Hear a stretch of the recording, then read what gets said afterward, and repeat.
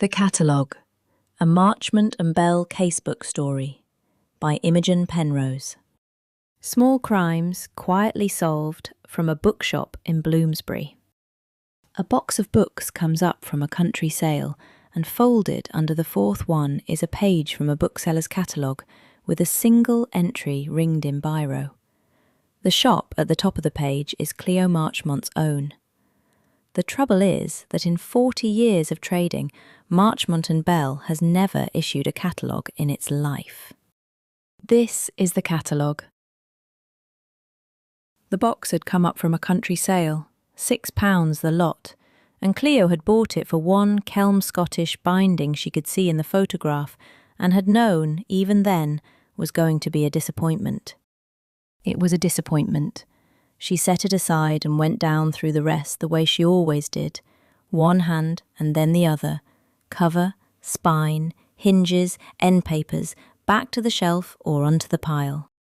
Boswell sat on the lid she had taken off, which was where he sat, and watched the pile grow with the expression of a man reviewing another man's arithmetic. Under the fourth book, folded in three, was a sheet of paper. It was a photocopy, and it had been taken from a bookseller's catalogue, and one entry on it had been ringed in biro. She read the ringed entry, which described a Nelson's Classics trollop in blue cloth, and then she looked at the Nelson's Classics trollop in blue cloth that was sitting in the box a foot from her hand.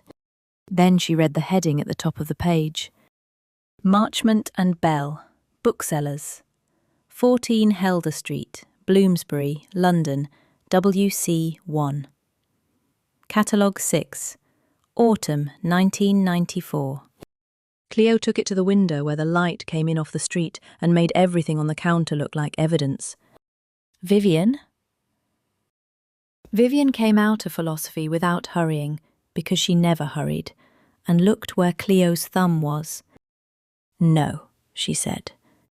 No what? No, we did not. She raised her glasses on their chain and read the sheet at the distance she read everything, which was a shade too far away. 40 years and I never issued a catalogue. I was asked twice. I said no twice. Why? Because a catalogue is a shop talking to people who have not come in. Vivian straightened, and the violet at her edges went with her. I preferred the ones who had. The trouble with the sheet was that it was good. The wrong ones were always bad, in Cleo's experience. Years of other people's provenance had taught her that a man who fakes a thing almost never has the patience to fake the boring parts, and the boring parts are where the truth keeps its shoes. This had the boring parts. It had a running head and a lot number, and the small print about postage and returns that nobody reads and everybody expects. It had been photocopied twice, at least, so the type had gone soft at the edges the way type does. Somebody had thought about it. She read the ringed entry again, and this time she read it as a bookseller. Item 41. Trollop, Barchester Towers, Nelson's Classics, blue cloth. And then a line of description and a price and nothing else at all. Nothing else at all was the thing. There was not one fault in the whole column.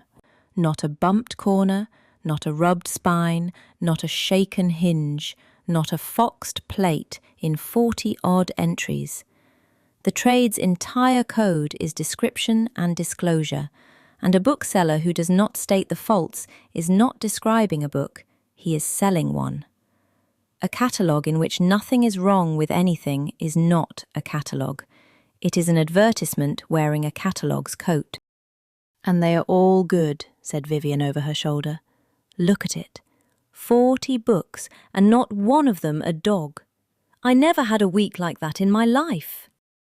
Neither has anybody. Neither has anybody, Vivian agreed with satisfaction. Boswell got down off the lid and went to the door where the letterbox was about to go and sat facing it, and it went.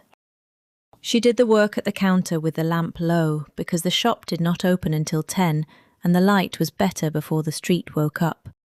The address was right, down to the stops in the postal district. The name was right. The trade it claimed was right. The paper stock was wrong, in the way all photocopies are wrong, and told her nothing. The telephone number was another matter. It was printed under the address in the old form, the exchange name, and 4 figures. Museum, 4821. Bloomsbury's exchange had been museum, and half the letterheads in this quarter of London still had it on them somewhere, in a drawer, under a stack of invoices from firms that have gone. Cleo had a shelf of catalogues from dead shops, and she had read the tops of them for years without ever once needing to. Exchange names went. London gave them up through the middle 60s, and the last of them were gone by the end of the 70s. And what replaced them was numbers all the way down. By the 90s, a London shop had a code and 8 figures and a fax number underneath if it was feeling modern. She looked at the heading again. Autumn, 1994. She wrote it out on the back of an envelope because she did not trust a thing she had only thought. A catalogue dated the autumn of 1994 could not carry a telephone number that had stopped existing before the man who set it was born. Not as a mistake. A shop knows its own number. It is the one thing on the page a shop cannot get wrong, because people ring it. He was reaching for old, she said. Vivian was at the window seat with her own cup, and the steam let the light through, and she did not turn round. And he went past it. Said Vivian, that is what they do. It is why a forger is never as frightening as everybody hopes. He does not know when to stop, because he does not know what the thing is for. His name was Norman Utley, and he came in on the Thursday, which saved Cleo a great deal of walking about. He was somewhere past 70, in a coat with the pockets gone soft, and he had a canvas bag on a long strap that he did not put down. He stood inside the door and looked along the shelves the way a man looks at a road he used to live on. "You've been asking," he said. "I have." "Round the fairs, Catalogue 6. He said it the way a man says his own address. "Nobody's asked about my paperwork in 30 years. It's been a strange week." Cleo put the kettle on, which was what the shop had instead of a policy. Vivian had come out to the top of modern fiction and stopped there, and Cleo did not look at her, because Utley was watching her face and there was nothing to be gained. "You're a runner," Cleo said. "I was a runner. Now I'm an old man with a bag." He sat down in the chair by the cold fireplace without being asked, and it was not rudeness, it was legs. "I'm not going to argue about it if that's what you're setting up for. I did them. 6 catalogues, over 8 years, and the same 40 books in all of them if you look, which nobody ever did. Never a good book. Never a book anybody would look at twice." Why not a good book? Because a good book gets looked at. He seemed pleased she had asked. You put a page like that with a good book and somebody rings the shop to check. You put it with a trollop and it just sits there being worth £11 instead of 4. 40 books at £7. £280, said Utley, over 8 years. And then he stopped, because he had heard it out loud. Cleo let it sit. Why this shop? He looked at the counter and the daybook open on it, and the shelves going up into the dark at the back where the ladder was. "Because she owed me," he said. Vivian said, "Ah." 1991, said Utley. "I brought her 9 books off a house in Kilburn.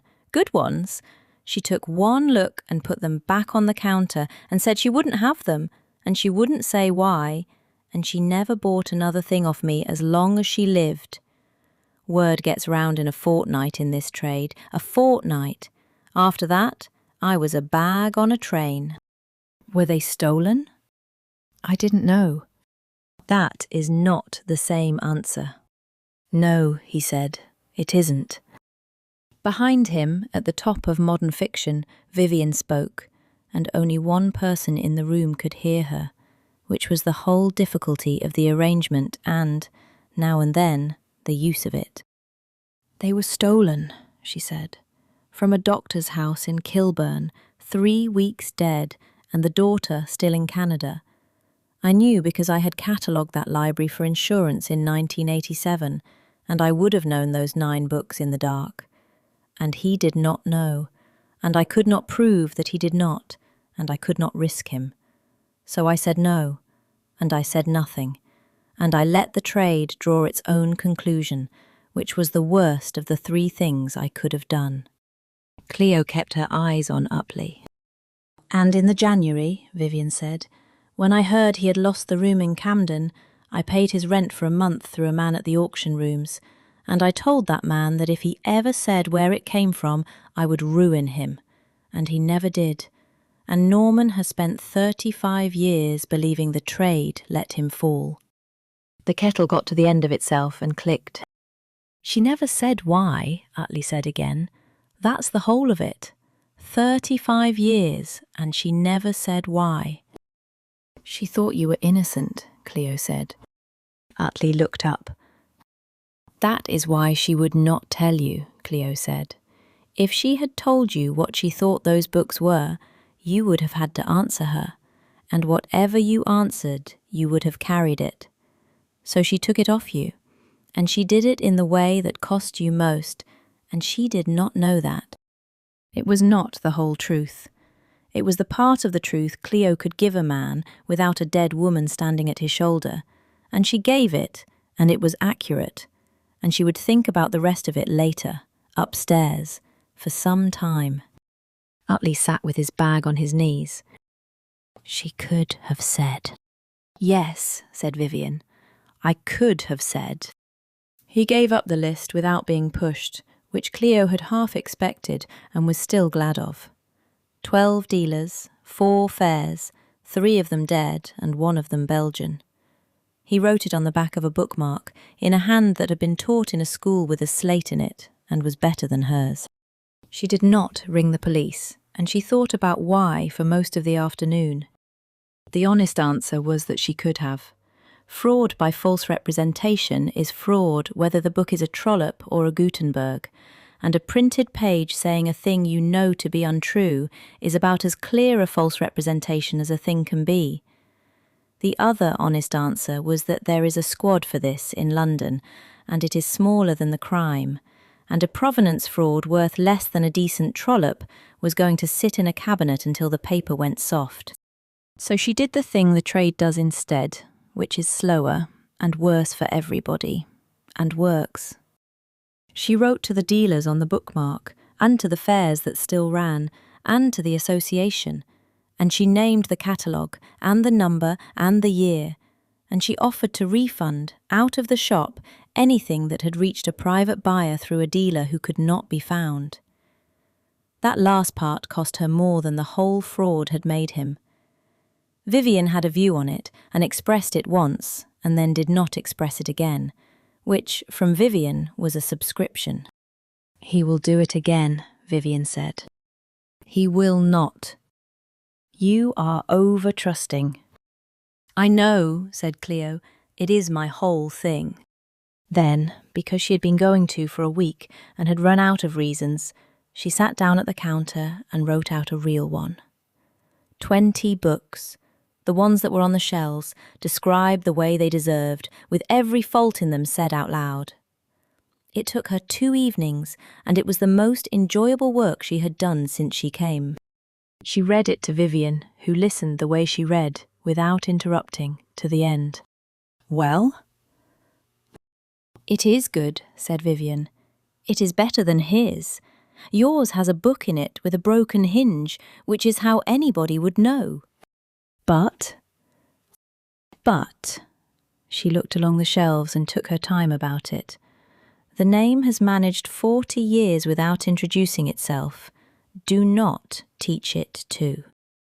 Cleo folded the forged sheet into the guard book on a page of its own and wrote nothing underneath, because the ledgers had never been the whole story, and the guard book had never pretended to be one. She put her own 20 entries in the drawer under the till, where they are. That evening, after the bolt and the lamps, she did the one thing she had promised herself she would not do, which was to work out what the letters made, put a modern code in front of them, and lift the black telephone in the back room and dial it, on the off chance that some number somewhere had inherited the thing. She got the tone that means nothing at all is there. Boswell came and sat on the daybook, on Friday's column, and Cleo put the receiver down and told him he was on the takings, and he stayed where he was. That was the Catalogue, a Marchmont and Bell Casebook story by Imogen Penrose. The ledgers were never the whole story. There is a new case from the shop every week or so, and every one of them is here on this channel, free for as long as you would like to keep listening. If you enjoyed this, the single most useful thing you can do is subscribe. It takes a moment, it costs nothing, and it is the only reason these keep being made. And if you would like a longer stay in the shop, the novels begin with Murder at Marchmont and Bell. On the morning Cleo means to reopen, she comes down to find a dead collector among the Russian novels, a ghost on the stairs who declines to leave, and a cat who has opinions about all of it. The link is in the description. Boswell would like you to subscribe. Boswell would like a great many things. Until next time, from Bloomsbury.